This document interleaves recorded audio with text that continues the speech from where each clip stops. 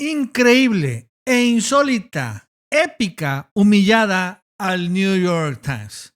Y es que el día de hoy el presidente López Obrador reveló que venía un reportaje en contra del nuevo en donde querían incluso embarrar a sus hijos que habían sido videograbados recibiendo dinero del narco.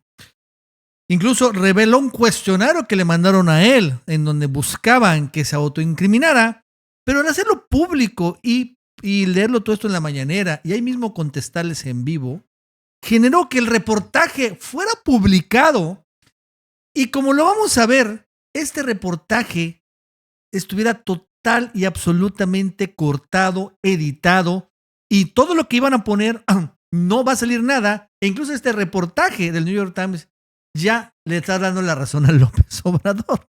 Al final hubo crisis en Washington y en la Casa Blanca. Por esto que el presidente, y se nota que se movilizaron muy rápidamente desde allá, para que hoy el New York Times casi le pidiera perdón al presidente por calumniarlo. Y todo esto arranca, curiosamente, con una entrevista de una periodista rusa, Inna Afinogenova. Una entrevista que la verdad es que fue muy inesperada. Periodista rusa, pero ya no trabaja para RT, trabaja para un canal español de YouTube que se llama La Red, que dirige Pablo Iglesias, ¿no? El ex vicepresidente español, que bueno, él tiene una ideología muy similar del presidente Obrador, ¿no? No es tan popular en España, pero bueno, sí en México. Y bueno, Inna llegó y la entrevistó. Esta entrevista, provocó una enorme furia en la prensa estadounidense, porque López Obrador no ha dado muchas entrevistas, ha dado muy pocas presenciales en su sexenio. La última fue a Bloomberg en 2019 y antes había una a Radio Asir, igual en 2019, el primer año de su gobierno.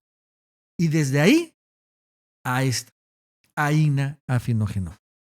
Esto enojó mucho a los estadounidenses. Muchísimo, porque además no solo no le dio a ellos la entrevista, sino se le dio a una periodista rusa. O sea, y entonces el New York Times empezó a crear pues un contragolpe.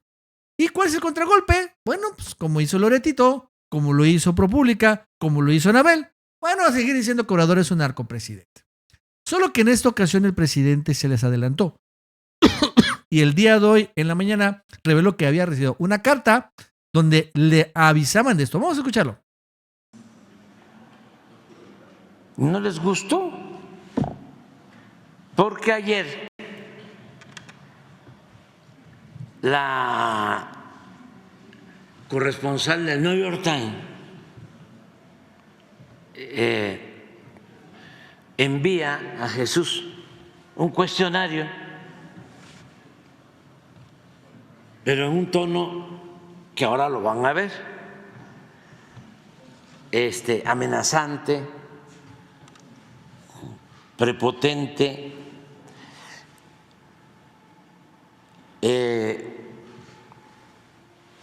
dándonos a conocer que están haciendo una investigación con información de la DEA, en donde gentes vinculadas a mí recibieron dinero, ya no en el 6, en el 18, incluso que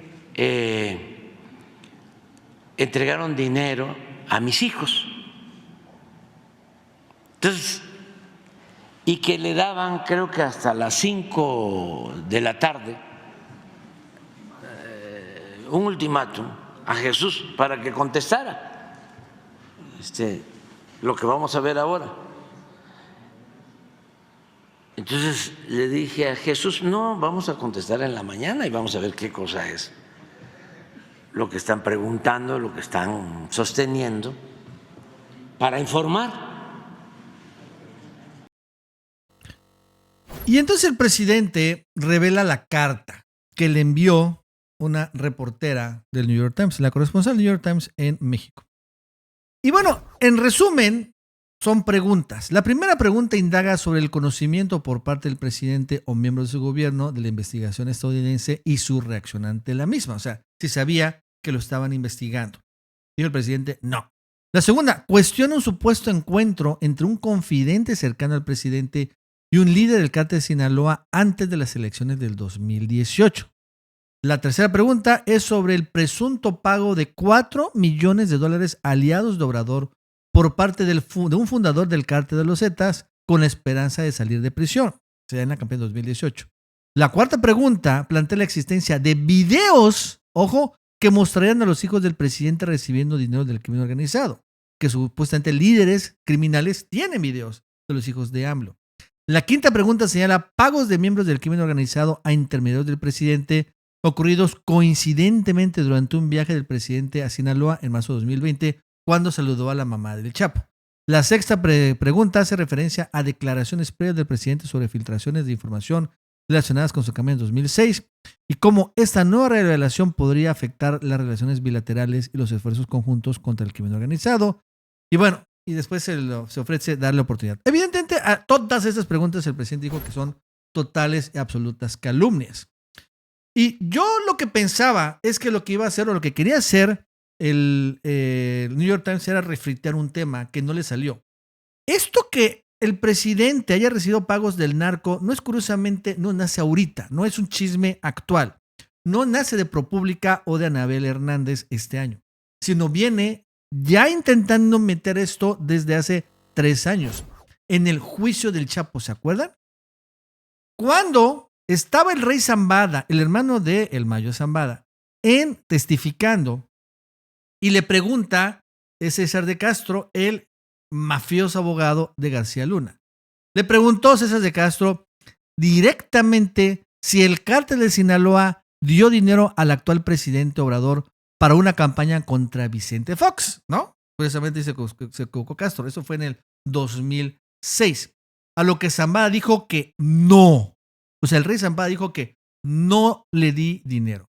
Después, la defensa de García Luna, César de Castro, recordó a Zambada que en julio de 2013 declaró haber entregado $7 millones a Gabriel Regino, quien fuera subsecretario de Seguridad Pública del entonces Distrito Federal, para entregárselo a López Obrador.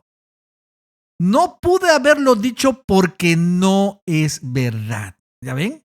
El mafioso abogado quería embarrar al rey Zambada, pero el rey le dijo es falso. No lo pude haber dicho porque no es verdad. Le insistió el abogado César de Castro que si no recordaba que a través de Regino mandó dinero a Obrador, entonces jefe de gobierno saliente del Distrito Federal, para su campaña de 2006. Ya ven, aquí está otra vez metido este tema. Zambada dijo recordar que Regino recibió dinero señalando que según era para una campaña, pero no era para la campaña de López Obrador, y le reclamó al abogado que lo quisiera forzar a decir algo que no había dicho. Ante la insistencia del abogado mafioso de García Luna, quien dijo que mostraría al testigo sus declaraciones de 2013 para refrescarle la memoria, la fiscal Sarita Comatieredi, enfurecida, comenzó a gritar y el juez Brian Cogan los llamó a ambos y al final cerró el interrogatorio. Y después, ojo, ven cómo responde a lo de García Luna. Dijo la defensa, ¿es cierto que usted no tiene nada para corroborar que le pagaba dinero a García Luna? Interrogó la defensa. Y el rey reconoció que no tenía documentos, ni audios, ni nada. Pero la fiscal le preguntó, ¿tiene usted duda de que pagó sobornos a García Luna? El rey aseguró, claro que no, estoy seguro. O sea, cuando le preguntan al rey Zambada, o sea, al hermano del Mayo, ¿le pagaste a su Obrador? No. Y no digas mentiras, no digas cosas que no. ¿Le pagaste a García Luna? Sí. Esa es la diferencia. Ahora, es interesante, regresando al reportaje, ¿quién lo hizo? Lo hizo ella. Se llama Natalie Christoph, algo así. La reportera del New York Times. Y ella no es ausente, no es la primera vez que la vemos. No sé si se acuerdan. ¿Se acuerdan del colapso de la línea 12? Bueno, ella, Natalie Kitroev, aquí aparece, ¿no? Su nombre. Fue la principal investigadora de un reportaje. Dice que por qué colapsó la línea 12 del metro. Un reportaje que habla de los pernos, culpa de Ebrard, pero también de mantenimiento. En fin, incluso en aquel momento Claudia Sheinbaum, ¿no?, saca unos tweets que vale la pena leer ahorita. Uno, sobre el artículo que aparece en el New York Times el día de hoy sobre la línea 12 y la afirmación que algunos han hecho de que la información provino del gobierno de la ciudad Aclaro categórica que nunca hemos utilizado filtraciones periodísticas para informar o hacer nuestro trabajo, y menos un medio que ha buscado confrontar a la cuarta transformación. Hemos sido muy responsables en esperar estos dictámenes técnicos profesionales. No es nuestro estilo filtrar información y nunca lo será. Nos caracteriza decir la verdad de forma directa sin ningún intermediario. Para nosotros lo más importante es atender de forma integral a las víctimas, etcétera, etcétera, etcétera. Habrá que preguntarse qué intereses no esclarecidos están detrás de este artículo. Ojo. Y ahora esta misma persona es la que está detrás del artículo. Sin embargo, pasó algo realmente inédito y la verdad es que a mí me sorprende. Ahorita al momento de hacer este video, publican el artículo del New York Times, el dichoso artículo del New York Times. Y vean cómo lo titulan. Y es un artículo descafeinado. O sea, se ve que sí les pegó y tuvieron que echar para atrás toda la columna. Estados Unidos examinó acusaciones de vínculos de cárteles con aliados del presidente mexicano. La investigación examinó acusaciones de posibles vínculos entre narcotraficantes y confidentes cercanos del presidente mientras gobernaba el país. Bueno, ok. Entonces, dice,